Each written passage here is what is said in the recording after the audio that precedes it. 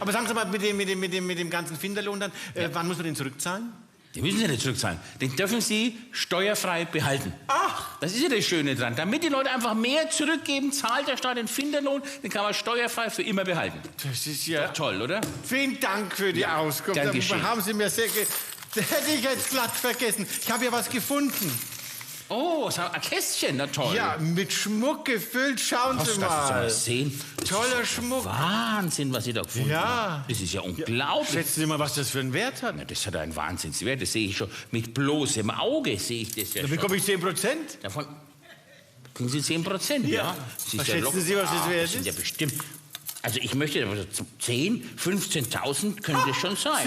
10.000, 15.000 hier. Ich war bei einem eidesstattlichen Gutachter, haben wir das mal gutachten lassen. Schauen Sie mal her. Das ist von der Victoria, Kaiserin Victoria noch, ja, Originalschmuck, 100.000 Euro mindestens. 100.000 Euro? Ja. Und so was finden Sie, das ist ja der Ja, Wahnsinn. toll. Na, da kriegen Sie doch, wenn Sie das jetzt hier abgeben bei mir, 10.000 kriegen Sie, Öcken. warten Sie mal, Das ist toll. nicht, sondern Euro, warten Sie mal, Kasse Ja. mal hier rausstellen.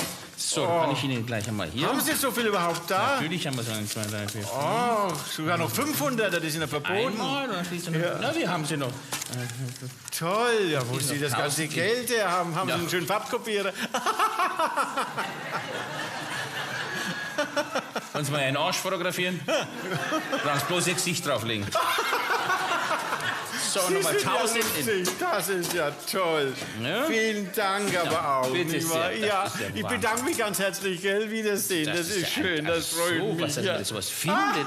Wer verliert das nur? Jetzt hätte ich fast ganz vergessen, Sie.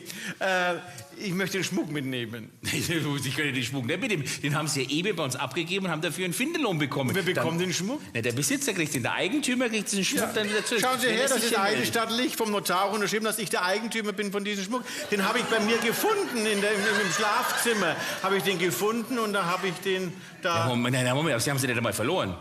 Natürlich wusste ich ja gar nicht mehr, wo ich es habe und habe es wieder gefunden. Habe gedacht, ach, freue ich mich, das gebe ich bei Ihnen ab und Jetzt so können einfach was weiter. daheim finden, hierher bringen oder einen Finderlohn einkassieren. Ja, und die Finderlohn kann ich behalten, steuerfrei, nicht wahr? Ja, das habe ich schon gesagt, aber Sie haben sie ja nicht gefunden. Das ist ja... Natürlich habe ich es gefunden, in meinem Schlafzimmer habe ich es gefunden, unter dem Bett habe ich es gefunden. Sieh, das ist das 27. Fundbüro, bei dem ich jetzt schon war. Das ist ein schönes Geld. Morgen gehe ich nach Nürnberg.